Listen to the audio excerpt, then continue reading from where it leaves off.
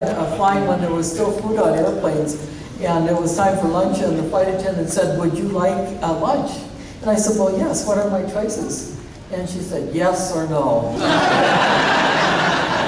So I think there were formational issues in both cases, and maybe it was just the wrong vocation. Anyway, I am delighted to be among you. What a wonderful diocese. I knew that before I came because of all the study that I had done about it, but now when I see you in living color, it's even better than I had expected. And so Bishop Driscoll and Richard and all those who have made me feel so welcome, all of you, your visiting has just been a wonderful time for me. So I'm happy to talk with you today, not only about consecrated life, but about consecrated life embedded in the Boise Diocese. And I know you say Boise, but I haven't quite gotten that accent down right yet. I think there's no Z, I was told. Anyway, the diocese, I think, is one of the few where the growth in the church is so outstanding as it has been here in recent years. And you seem to have incorporated that growth in wonderful ways by bringing people to be part of the ministry in every dimension of life. And so with that, let me just give you a sense of what I'll be talking about. On the slide, you'll see 5 categories identified. I'll really only talk about the first 2, but I wanted to give you some resources for the last part, the last 3 things. And I think they are things that will help you perhaps when you return to your ministries, things that you can use about collaboration and about the ecclesial context in a broader sense. But the 2 things I'll talk about are, first of all, serving in ministry, the numbers who are working in the Archdiocese, or the diocese here, as well as the kinds of figures that are changing throughout the country. And then secondly, to talk very specifically, and this is where I'll put the emphasis, on religious, consecrated life, vocations and ministry, and just something about the life today. So with that just in mind, that I won't spend a lot of time on the last 3 categories, but as much as is possible.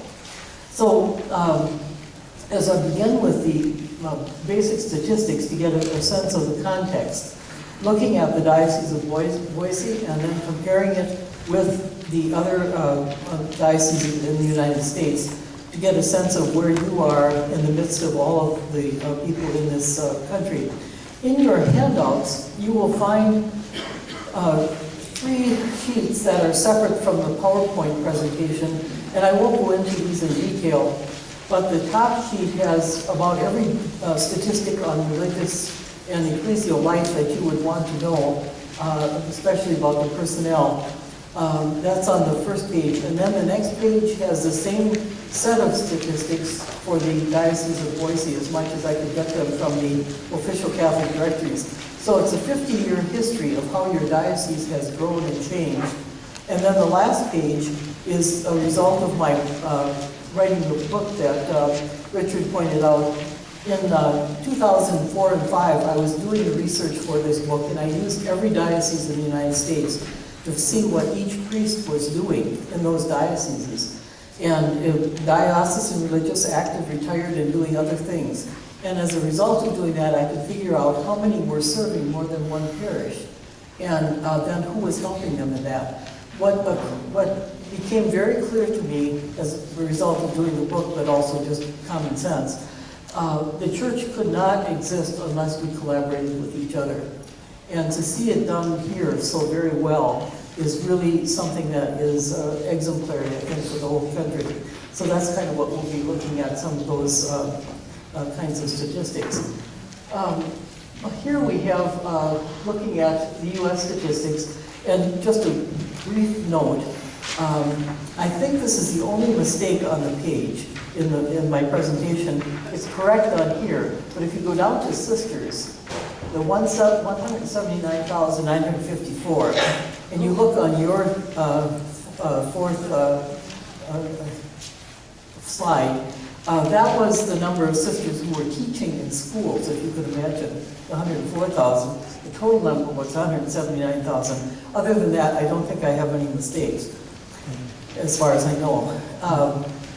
So what we find, of course, is a tremendous growth in the number of Catholics. about almost 23 million more Catholics in the United States now. And at the same time, the number of priests is about 18,000 fewer. And the number of sisters is just an amazing drop from 179,000 down to 57,000. So we are about a fourth of what we were before. So it's a huge change in what is happening in the church in the United States. The next slide simply shows this on a graph. And then the next looks at the Diocese of Boise. And what we find here is this growth that's even greater, at a greater rate than the national growth. The national growth of Catholics has been less than double, but it's about one and a half times of what it was in 1965, where the growth here is about 3.5 times as much as it was. You've grown from 47,000 Catholics, a rather small number really, up to 170,000. That makes a very different kind of environment. And in that period of time, to make all the adjustments that you've made is just phenomenal. The number of priests, interestingly, has hardly changed at all, and that is very different from the national picture. You have maintained the number of priests. In fact, the 2011 was from the official Catholic directory. In 2012, your directory, which Richard or someone sent to me, there were 100 priests. So you're actually better off than you were in 1965 with priests. I think that you must be one of the few dioceses in the entire country where that is the case. So that is a real tribute to the vocation office, to the priests who've come from other places. However you've done it, it's terrific. The number of sisters, however, has followed the pattern of the national average, going from 329 to 85 in 2011, 72 according to your current directory, and then I've heard as I've visited here that several people are retiring at the end of the time, so that you'll even have fewer. So it shows tremendous growth in population, a reduction in equal the number of priests, reduction in the number of sisters. The number of parishes has remained about the same, just a little bit fewer, but a big drop in the number of missions and stations and chapels and so on. It was really a puzzle to figure out all those. I don't know if they're exactly right, but it's the best I could do with the statistics that I had. And so we see the picture then that you have 4 times as many Catholics, let's say crowded or put into 5 fewer churches, big churches, and a lot fewer missions. So again, a lot of adjustment to make. The next slide is some of the same data, but looking at it a little bit differently. This is to separate the diocesan and religious priests. The numbers of diocesan, again, has gone up. Religious down a bit. The number of brothers, not too many, but gone up a little bit. The interesting thing are the last 2 categories. The permanent diaconate, as you know, was restored in about, I think, 1970 or 71. And the first time that it's recorded in here would be in 1985. There were 25 deacons, so there were probably a few before that, but at that point there were 25. And now it's up to 68, and perhaps even more now with the ordination of 9 in the fall. So that has made up for a tremendous loss in the number of sisters, and is a big help. Then the number of lay ministers. Now again, this is what's recorded in the official Catholic directory. I've sort of made the directory my home, and I have gained lots of muscle carrying them around from place to place. You know, they're huge books. But the lay ministry is not well recorded in that book. It's up to dioceses to put in the number, and you have done that for quite a few years now. Some dioceses still don't put the number of lay ministers, and I think this would be at least 2/3 time considered full-time paid workers in the dioceses. So your numbers may well be higher than that, but this is what is recorded. So it gives a picture then that we'll see repeated in different ways, that the number of priests here, fortunately, has remained the same. The number of sisters is way down, but the number of deacons and lay ministers is up. So you have a good cadre of people to do the ministry that is so important in this diocese. And here we'll see a visual picture of that. And part of my research was to figure out which sisters were here. I didn't do as much research on the men because I thought there would be a man religious here giving another talk, but it turned out he isn't here, so the men will have to excuse me. But these were the numbers, again, in the as recorded in the directory that brings it up to 72. So you are blessed to have the Benedictine sisters, the Monastery of St. Gertrude, the Franciscan sisters with the number of people here. And Holy Cross had 5, but I understand from one of the sisters that number is down a bit. So the others are just a couple of people. In thinking about looking at that, you know, maybe there are sisters in those congregations who are represented here at all who could bring a friend or two. Or maybe there's another order of sisters that you can find someplace, but it's definitely a big change in the diocese and in the church. The next slides I'm going to go through very fast, and just to give the broad picture again. Here we show the number of diocesan priests, which is down by about 9,000. The number of religious by about 11,000. The number of religious priests is going down a lot faster proportionately than is the number of diocesan priests. I know diocesan vocation directors have done a lot in recent years to build up vocations, and this year the new CARA figures show that the number in seminaries is up for the first time in a significant way. It's up as high as it's been since 1985. So that looks a little bit better than it's been in the past. However, the number of ordinations, even though there are more in the seminary, it seems more are dropping out, has kind of leveled off just under 500. And we need about 1,500 priests a year to replace those who retire or die. And so we're a third short, or we have 1/3 of the number that is actually needed. So that's something that's, we still need lots of work there.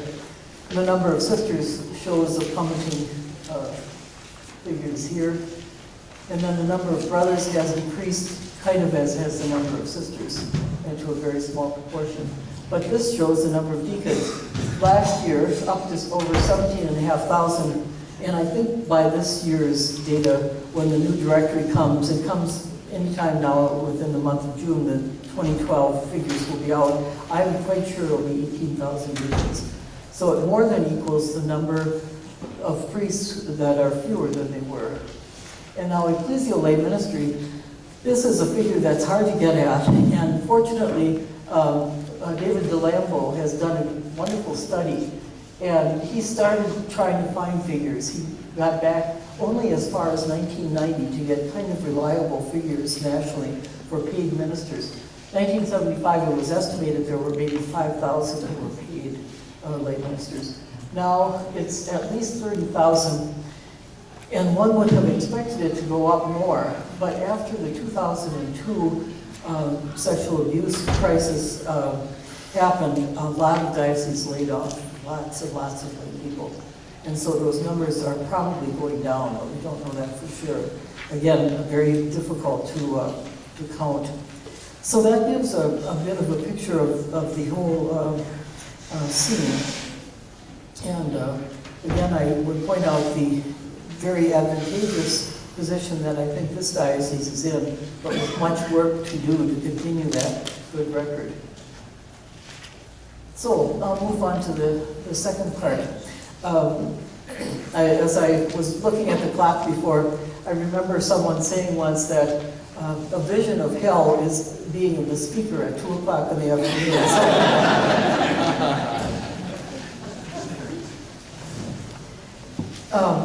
I'm approaching the question a little bit differently, the question of consecrated life, than did Owen Cummings with this wonderful presentation of relationship to Vatican II documents. And Michael Driscoll also had so much that was just so terrific in his talk that included Vatican II. It's not that sisters haven't cared a lot about Vatican II, but I just thought it would be okay to kind of shift the focus just a little bit. I will say a couple of things about sisters in Vatican II. I was a very young sister at the time. I entered in 1960, and so the council was going on during most of my novitiate time, and into right up to final vows. And I would say we were extremely well educated in Vatican II as young sisters. And I always remember, as many of you may, well, maybe not too many, I keep forgetting that I'm older, but Cardinal Sunens wrote this wonderful book on Sisters in the Modern World. And we all read that, and it was a vision of what Vatican II is trying to tell us what to do in terms of our future in the church. And the two words that Father Driscoll mentioned that are so important to the council, aggiornamento and ressourcement, or maybe it was the one, I've kind of forgotten who said what, but updating. That was one of the major features, and then returning to the spirit of our founders, the spirit of our orders. What was the intention of our founders in all religious orders were asked to do that? The other major point that came out, and this was definitely in Michael's focus, that sense of universal holiness. When I entered, I think I had the notion that somehow being a sister was being holier than a whole lot of other people. And as I've grown older, I've found out how important, how good Vatican II was in presenting the theology of holiness that they did to all of us, that we are all great in God's eyes, and sisters are no better than anyone else, nor hopefully not any worse either. But anyway, these were the words that really permeated our formation. And we felt as a community, and of course at that point I would have had virtually no voice in a community of about 900 sisters. We now have 250. But a lot of changes were made. And I can remember talking to some of my classmates. For 6 years I wore a full habit. And I remember being so unaware of how things were going to change. And this classmate of mine said, I bet in a few years we're not going to be wearing this habit. And I said, oh, you can't be right about that. And she was absolutely right. In 1967, we were asked to change. And then the change has continued in so many ways. And of course, as you well know, sisters have been criticized for that in some ways, some of the changes we made, that we misinterpreted Vatican II. Right now, I'm reading a very encouraging book. It's called Vatican II, The Battle for Meaning.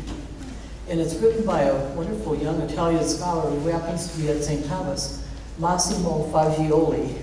Fagioli as in being, F-A-G-G-I-O-L-O. The book gives the most cogent description of the dual understandings of what the Vatican II intended. And I think it has been the source of so much disagreement in the church and has made life in the church something that I never expected it to be. I never thought of the church having sides, so to speak. I thought it was one unified church. It certainly doesn't seem that way now.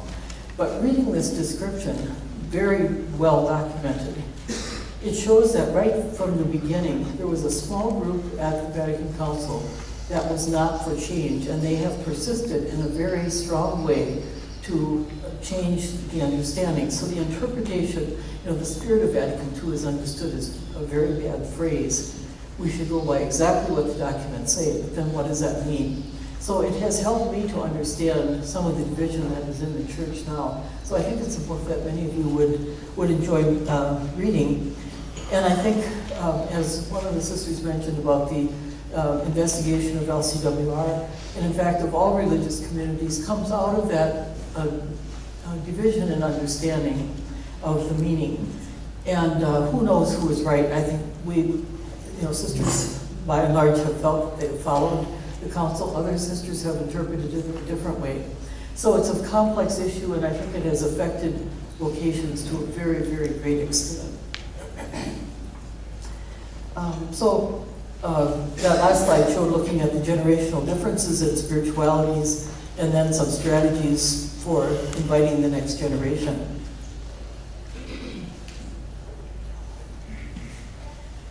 So what we have now in religious life is a wide range of generations who are living our life today. Interestingly, and perhaps sadly, more than 90% of perpetually professed women are over the age of 60. The Pearl Harbor moment, after that is when a lot of sisters entered. that highlights the different life experiences of the older sisters from the younger ones, and the range of experience then with Vatican II and the understanding of Vatican II. So, contemporary religious life is a living experiment in intergenerational living and dialogue. Can we get along as communities and with people who are in very different generations from our own? This gives a little bit of a diagram of that. What's interesting on here, I think, is 10% of religious are under 60. 90% are over. 10% are under 60. And the two generations, the millennials and the Generation X, make up about 50% of the wider population. And even a few in the boomer generation are entering religious life, certainly are under 60. So about 2/3 then are really, could be recruited. And the older population is the smaller population. Of course, people die out. And so we have a lot of people to choose from if we can only get the message across as to what religious life is really about. I know in these days, people will say, you know, how can you remain as a sister? And I said, I absolutely love being a sister. I have loved it all my life. And then would tell some of the things that have been important to me. And the title of my talk has in it church, community, and collaboration. And that's really what being a religious person has meant to me. And I think for the older generation, that says a lot. The church was first and foremost in what we were ever taught or understood about what our vocation was about, serving Jesus Christ through the Catholic Church. And then the notion of community. It was only through community and in community that we were able to do this in the way that we were. And that sense of completely giving one's life was very deeply embedded in us as we entered religious communities for, you know, probably right up until now. But it was very, very strongly mentioned. And as time has passed, I've come to understand more and more the importance of collaboration. If we do not collaborate with others, we will simply not survive as a church very well, or certain as religious communities. Now, looking at the three generations, in a slightly different way. Those entering religious life today span the Generation X and the millennials.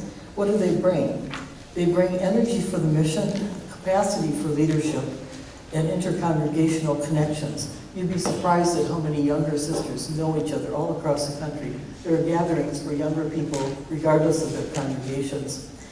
And among these young people, this is something that's been mentioned here often, and it's something that's very impressive about your church, the multicultural nature of your church. These younger people who are entering religious life have traveled and have studied with and worked with people who are from other cultures. And they find it much easier than older people, I think, to accept working together with different people. Those who enter as younger members now tend to enter the communities that are rather newly founded and tend to be more traditional in their approach to religious life.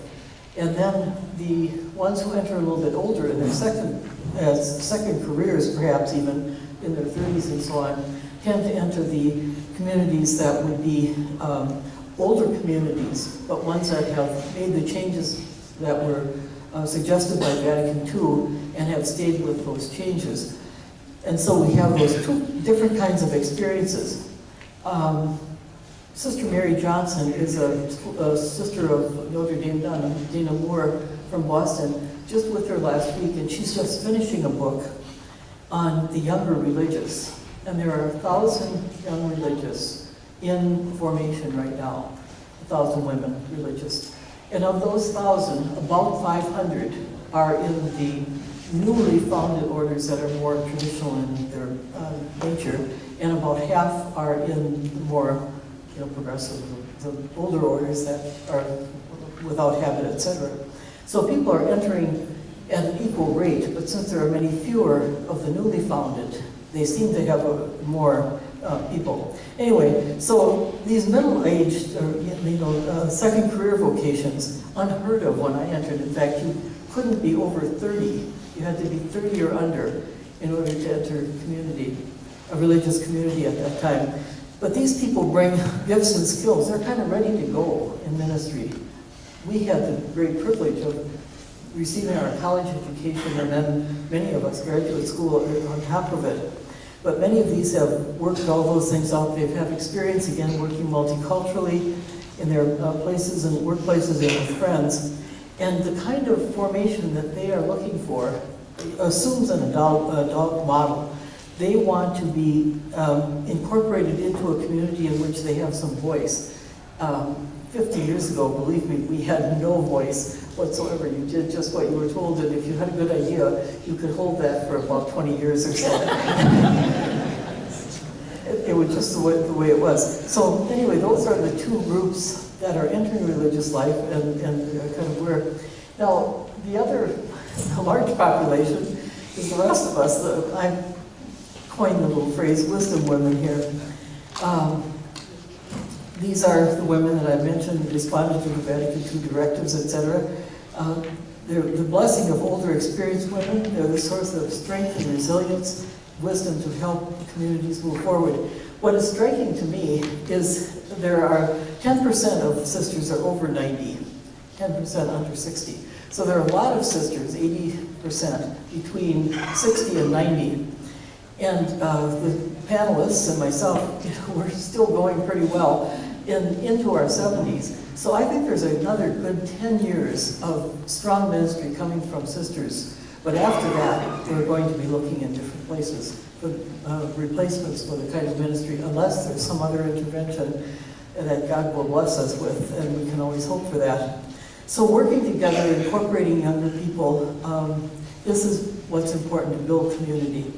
And it is the sense of community that is the uniqueness of the gift that we both receive from being in community and give, because I think we can show to other people that we do understand what it means to build a parish community, for example, or a school community or a hospital community. So part of it is to play that role in our work. Traditionally, institutional ministry, staffing schools, I show you that figure, 104,000. For many years, 100,000 sisters worked in our Catholic schools. My wonderful year of 8th grade teaching was when I was, it was in the mid-1960s, and at that time, I was in a school with 6 sisters, and one sister in another school got sick, and so the person, actually I wasn't there yet, but I ended up in the school because a person who could be a principal was in the school I was eventually sent to, so there was an empty spot. Well, during the year, another sister got sick, an older sister, so there were 5 of us in teaching. We were paid $50 a month, and we had to pay the lay teacher $250, all of our salaries, because we couldn't supply that 6th sister. Now that was the way it was for a while, and sisters took on that responsibility. It wasn't our school, it was a parish school. So that's why sisters, a lot of communities don't have retirement funds. There just wasn't enough money. The rest of the community supported us for the rest of the year. And so that pattern changed, of course, and now schools and parishes pay sisters a much better salary than that, but that was a big problem in those years. And those congregations that had hospitals were fortunate because you received, the sisters who worked there received full pay. So we had a very large hospital connected with the Mayo Clinic in Rochester, St. Mary's, still the largest Catholic hospital in the world, so it's a wonderful part of our heritage. So anyway, that was a traditional work. So what can these older people like myself do these days? Well, I think our ministry has shifted in several ways. Parish work is still being done by thousands of sisters. Work among the poor and among immigrants is very strong. Many sisters of my era can speak Spanish. They studied it because we were told to do that. And then also, right after, at the time of Vatican II, we were asked to go to the missions. So almost every community sent sisters to the mission. We still have a very large 1,500 students in our school in Bogota, Colombia. A couple of sisters here, and some of my sisters. It's a small world, even though there are 57,000 of us. So I think these people, including myself, we've poured out our lives for Christ for the institutional church in a way. And we've reached out to those who might be alienated from the church in a special way. I was so impressed with, I think it was Owen Deacon Cummings, who said about blessing people that, or maybe it was one of the panelists. I guess it was one of the panelists. I don't want to give him too much credit. He'll just get a big hit. Didn't he give wonderful talks? But that notion of blessing people, blessing the child who was not pleasing to the father, not turning them away or shutting them out. And I hope and I think sisters have a particular gift for doing that. I just have one small example in my own life of a young girl came to me, a college girl, freshman, a few months in college, and she said she was pregnant and she was going to have an abortion. And what do you say? So I asked her what happened and so on. Well, she'd gone to a party the first week of school. Drugs were put into her drink. She woke up in a room naked, had no idea of what happened. 2 months later, 3 months later, she knew she was pregnant. So, we talked, and I sympathized with her greatly. And then I said, you know what the teaching of the church is about this? Yes, she did. She was very much Catholic. And I said, if there's anything that we, the church, anything we can do to help you, we certainly will. And then she said, will you abandon me if I have an abortion? And I said, no, we will not abandon you, but please, carefully. And I prayed like crazy. So she came back a number of times, and she was very worried. Her aunt worked in the same school that I did, and she was a social worker. She was a real strict old lady. And I was afraid of her. And she said, she's going to just kill me. And I said, I don't think so. She was in social worker on her aunts. I said, I have a hunch she knows about these things. So she said, well, you talk to her. So I talked to her. Well, Aunt Margaret was just fine. She was not going to kill her.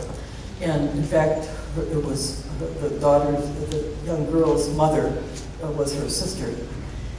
And so I said to the young girl, I said, not only will she not harm you, she will help you, and she'll tell your mother with you, do whatever.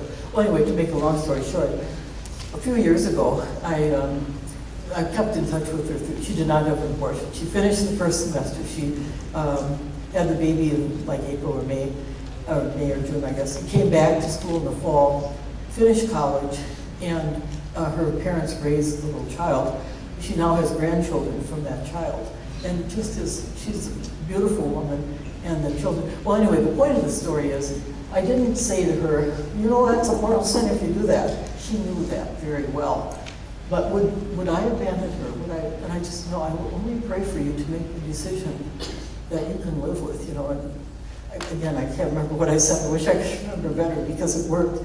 But that's the kind of thing that I think sisters can do and do very often. And I think sometimes young people are willing to come to an older person that they think will be compassionate with them. All of us can be compassionate at all times. Everybody can be compassionate. Shutting people out, turning them off, is not the road that we have to take. I like to think that's a strong gift of community of religious women, but I hope it's also, and I believe it is also a gift of the church and a gift that each of you would have. So I just ask you to practice that gift very much. So, looking through generational eyes, each generation has potential, its own unique way of enfleshing the vision and the charism of a congregation. So, we don't have as many people, but we do need to learn to work together. We have to mesh these generational perspectives. Young priests and older priests have the same task. Perhaps younger and older deacons, I don't know. But certainly within families, that age differences make such a difference in interpretation and understanding. So what older people, like myself, I think have a hard time with sometimes is that we might assume that some of the former practices were not good practices, or that we don't want to do them anymore. And for many people, they have emotional connotations. That it was a time of being subservient, not really being able to use your gifts, perhaps. I personally didn't experience that much, but I know a lot of people, a lot of sisters feel that they didn't have a chance to really express themselves. And they don't want to go back to those times. And so they feel the younger generation of women religious, some of them really want that sort of thing. And some seem to. The staying power will be interesting. We don't know the outcome of that, quite that study that I mentioned. There's an indication that the ones who enter younger tend to leave a little bit sooner, or more likely than those who enter a little bit older. So we'll have to see how that all works out. But a lot has to do again with Vatican II, and the spirituality that we have inherited or grew up with.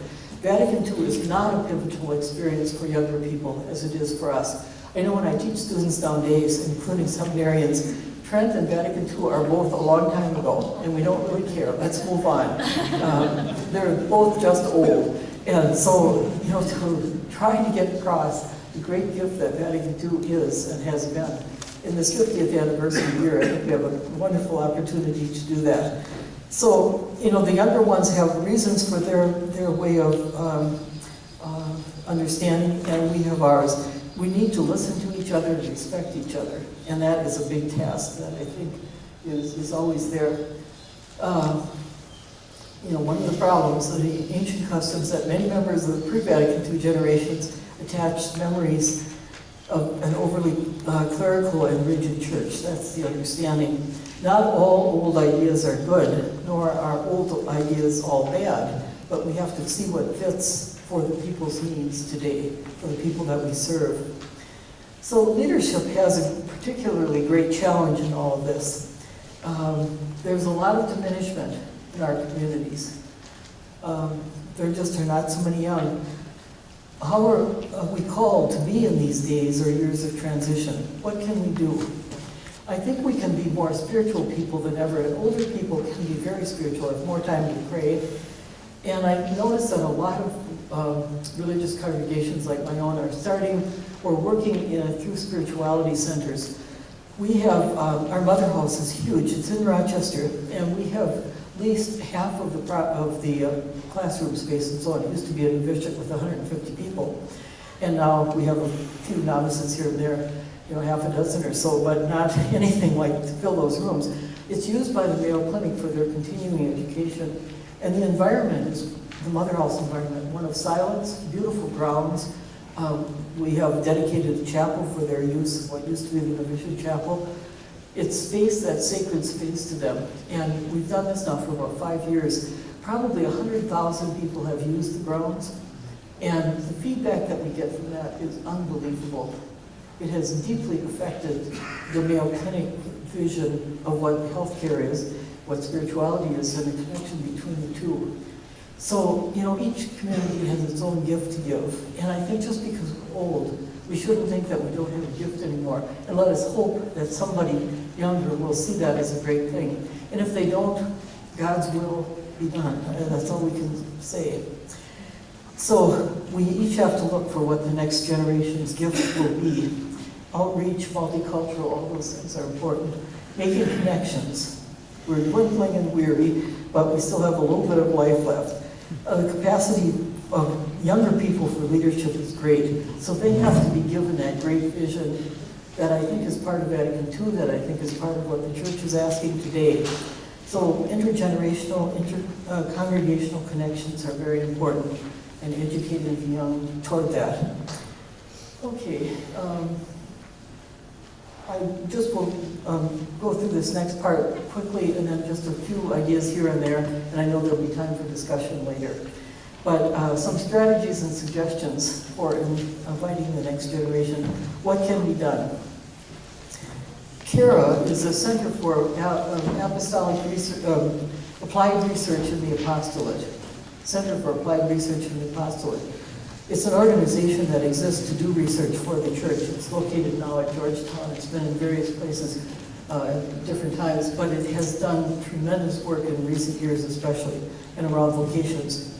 So in the survey that they did, they surveyed young people who are entering religious communities, and what did they find was helpful in terms of encouraging vocations.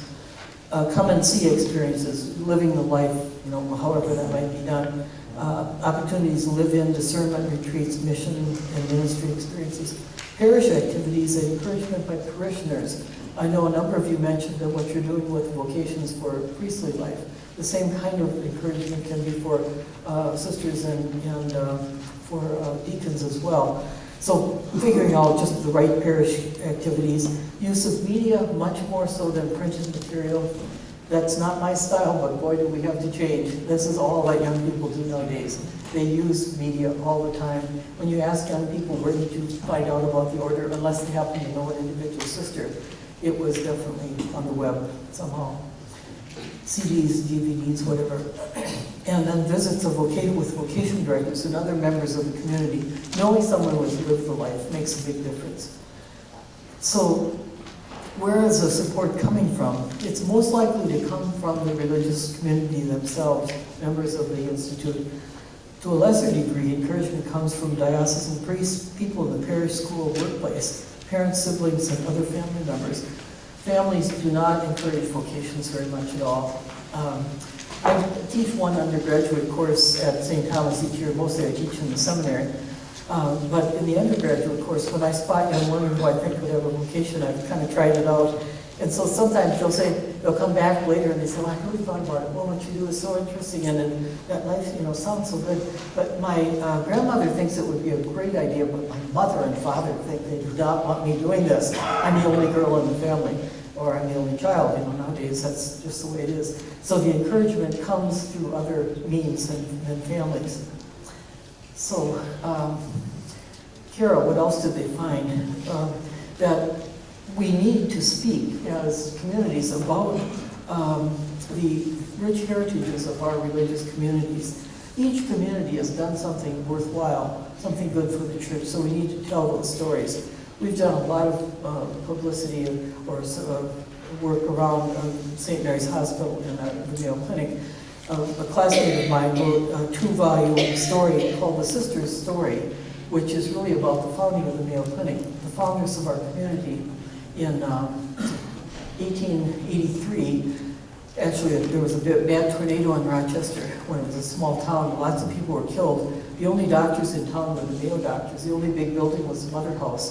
And so the injured were taken to the Mother House. The doctors, Mayo, who were Presbyterians, came and took care of them. And after 7 years of encouragement by Mother Alfred, our founders, she persuaded the Mayo doctors to found the Mayo Clinic.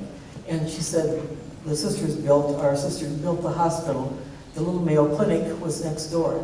And that has become what it is today, just to serve millions of people all around the world. So we have to tell those stories. They're very appealing stories, emphasizing the positive aspects of our life. People are surprised when I say, I am just really happy to be a sister. And well, aren't you mad at the church for all this stuff with the Pope and all? No, I'm not mad. The people have to try to grow in understanding, and some people don't understand or know enough. We have to talk to each other a little bit more. But there's no point in being mad. I'm not going to ruin the rest of my life being angry, and I hope none of you do about anything else. It just isn't worth it. And after all, God is the one that really counts, and God is on our side, I always feel. So we have that to do. Reclaiming our traditions, like the Franciscan Sisters of the Eucharist. Young people love adoration. Sometimes they say they go there so they can do their homework in a quiet place, but whatever brings them, all the better. But they like processions and big groups of people and all that, so all that is good to promote to the extent that it reflects who you are. Some other things that the study found, what young people, especially the very young of that group that I mentioned who has entered religious life, they like the communal prayer aspect, and actually people of most ages like that, the Eucharist together and so on. That can be found in most communities. Others like the community life, and they like a large-sized community.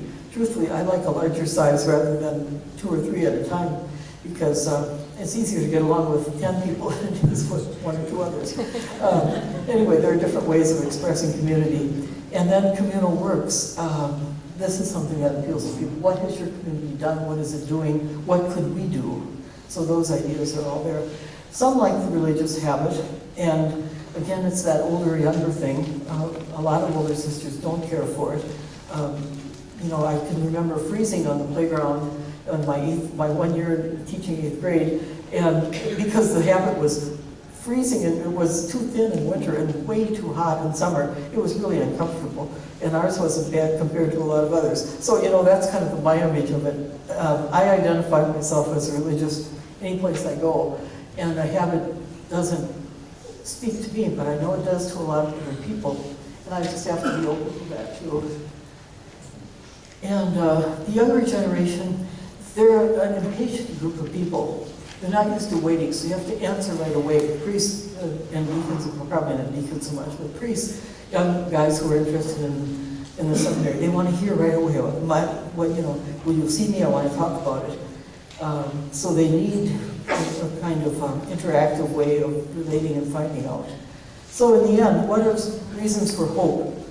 About 20-some years ago, 23 years ago, I wrote my first of 3 books, and the 4th one is coming, on seminaries. That's really my expertise, Catholic seminaries.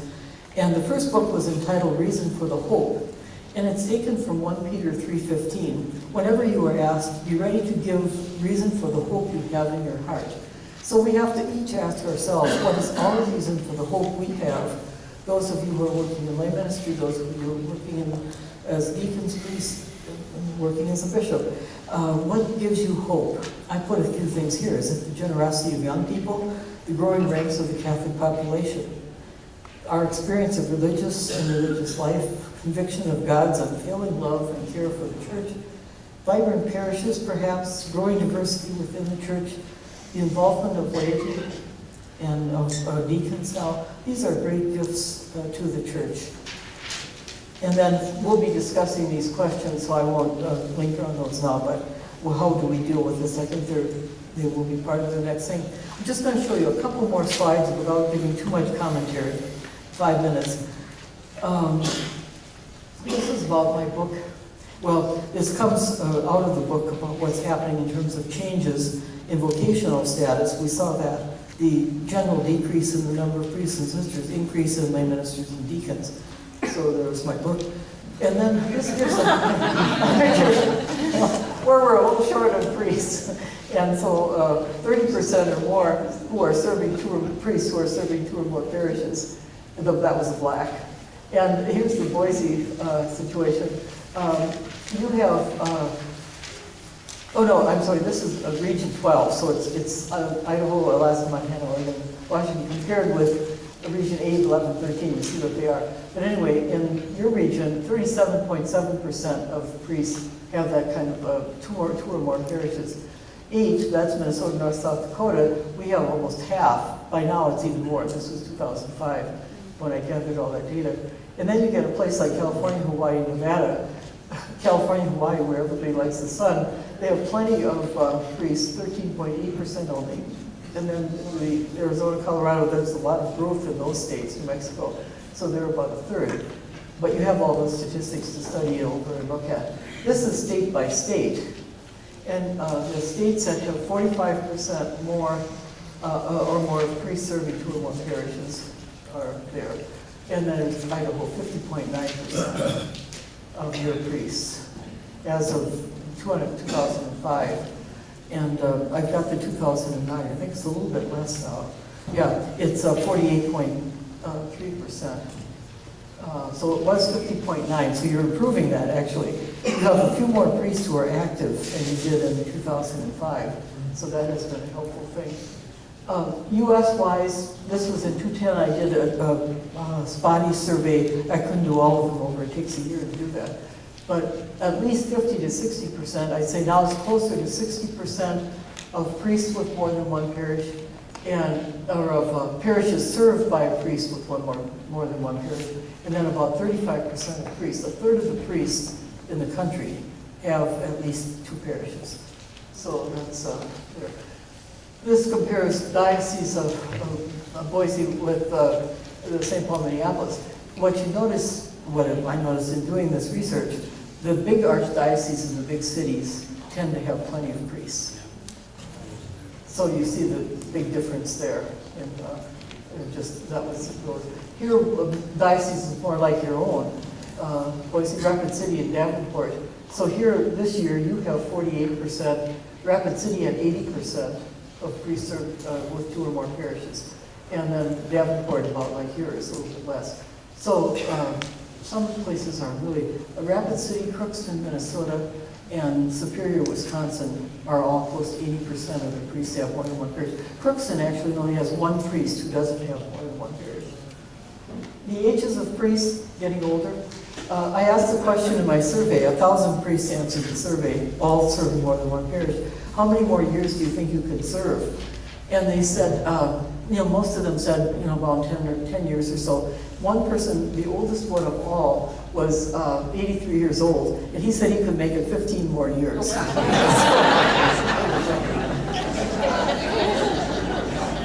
But this is something that I think is the collaboration piece that I really want to emphasize.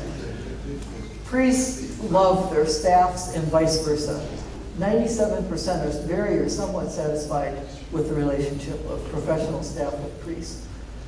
So there are many other examples in the book.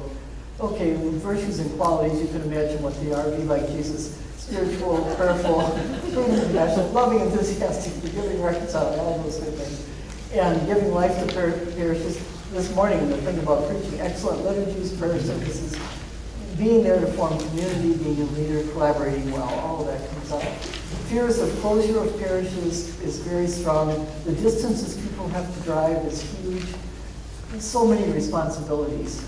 So what you have to do, you have to take care of yourself, nurture your own prayer life, and so on. And you'll get a chance to look at these on the handout. The multicultural dimension is something you know that better than most. Hispanic population, 71% of the increase in the church today is Hispanic. 71%, so very few of anything else. 20% of all parishes have Hispanic ministry. 80% of dioceses have something. Right now, it's at least 35% of all Catholics. It'll be 50% by 2020 easily. Yeah, there it is. And this just gives a showing the growth in the general population and then in the Hispanic population, keeping in mind that the Catholic population